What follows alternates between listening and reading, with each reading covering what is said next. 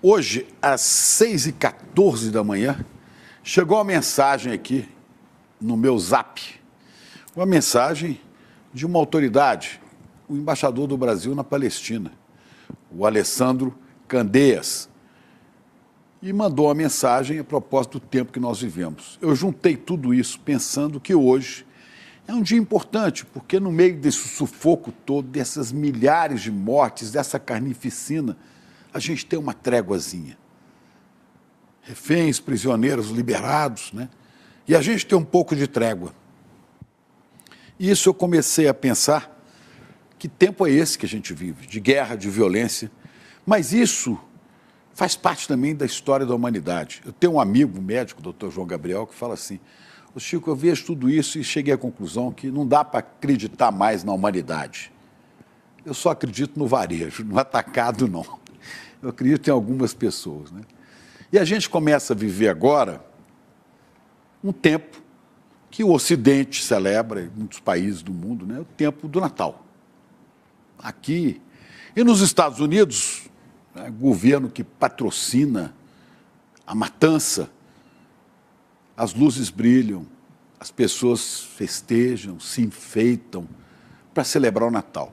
Natal que virou uma festa de consumo, né, de você comer até não poder mais, de beber tudo, de comprar coisas, de mexer o comércio, como se isso preenchesse o vazio interior das pessoas, a solidão, a angústia, a tristeza diante de tudo que a gente está assistindo e está vendo.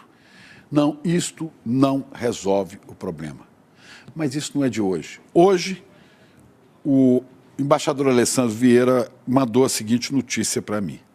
Autoridades municipais de Belém, na Palestina, anunciaram que não haverá a celebração tradicional de Natal neste ano na Palestina, em Belém, em respeito ao luto e em homenagem aos palestinos falecidos em Gaza. Não haverá a tradicional decoração de luzes, árvores de Natal, nem o presépio na famosa Praça da Manjedoura. Haverá apenas missa e orações pelas vítimas da guerra, né? E eu fiquei pensando logo cedo sobre isso, assim, é curioso, né? A história se repete. Se o fato que eu vou citar aqui é histórico ou não, há muita controvérsia, né? Mas é um fato citado na Bíblia dos cristãos, porque nos evangelhos, está no Evangelho de São Mateus, que relata a história dos reis magos que teriam ido levar presentes para um recém-nascido, que seria um novo rei, e essa informação teria chegado ao ouvido do governador da Judéia, Herodes Antipas. Curioso que ele se converteu ao judaísmo, ele não era judeu, ele se converteu, ele nasceu ao sul de Tel Aviv, mas não era judeu, se converteu para conseguir crescer politicamente. E foi nomeado pelos romanos, porque aquilo tudo ali pertencia ao Império Romano, como governador da Judéia. Então, o Herodes, assustado com aquilo, teria mandado matar todas as crianças em Belém menores de 2 anos de idade. Porque se vai nascer um rei em Belém, eu mato todos, não nasce ninguém. E eu fiquei pensando, alegoria ou não, se é fato histórico ou não, estava lá na profecia, lá no Velho Testamento, né, que os judeus, inclusive, reconhecem, na profecia de Jeremias. O profeta Jeremias falava de uma matança de inocentes.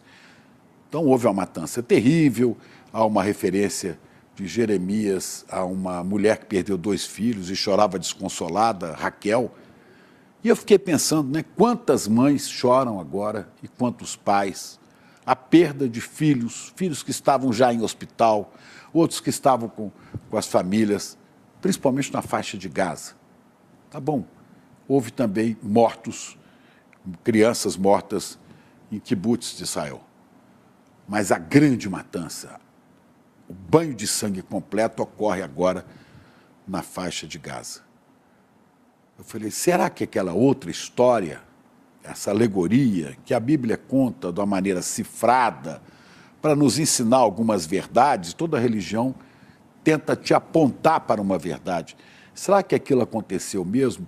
Mas é no meio daquilo, quando tudo parece ser símbolo de morte, quando morrem todas as crianças, é no meio disso, né, que acaba nascendo o Salvador. Acaba nascendo uma esperança. Se você acredita ou não acredita na história, na religião do cristianismo, não importa. Nasce um sinal de esperança. Um sinal de esperança que consegue crescer no meio disso. E nasce exatamente, não é num lugar cheio de riqueza, de luxo, de festas, nasce numa manjedoura, porque não tinha lugar para eles naquela cidade de Belém. Exatamente em Belém, que esse ano não terá Natal. E eu respondi, embaixador, está vendo, embaixador? A história se repete. Herodes voltou a agir com outro nome. Talvez hoje o Herodes ele se chamava Herodes Antipas, H.A., né? Agora é Herodes N, Netanyahu. Pode ser, quem sabe, né? Agora, mesmo assim, eu creio, não se mata tudo, não se mata o sonho, não se mata a esperança, que alguma coisa vai nascer aí, nem que tenha que depois que fugir. Curioso, né? Na história bíblica, a Sagrada Família, a família de Jesus, foge para o Egito, que pode ser o refúgio de milhões de palestinos que estão ali sufocados ao sul de Gaza. Pode ser que eles tenham que ir para o Egito, mas eu tenho esperança que isso alimenta a possibilidade, né, de evolução. Difícil crer nessas coisas, mas para mim é quase um mistério da fé, sabe? No meio disso tudo. Como para 6 milhões de judeus massacrados pelas forças do nazismo, né, a esperança não morreu. Não precisava, depois disso, ter criado essa ideia do sionismo e ter revidado de maneira tão cruel sobre o povo da Palestina e outros povos que foram expulsos de suas terras ali, né, o seu desejo de ter a terra prometida. Religião, história, mitos, tudo isso se mistura. O importante é que a nossa emoção sobreviva, né, como dizia Eduardo Godinho e Paulo César Pinheiro, né?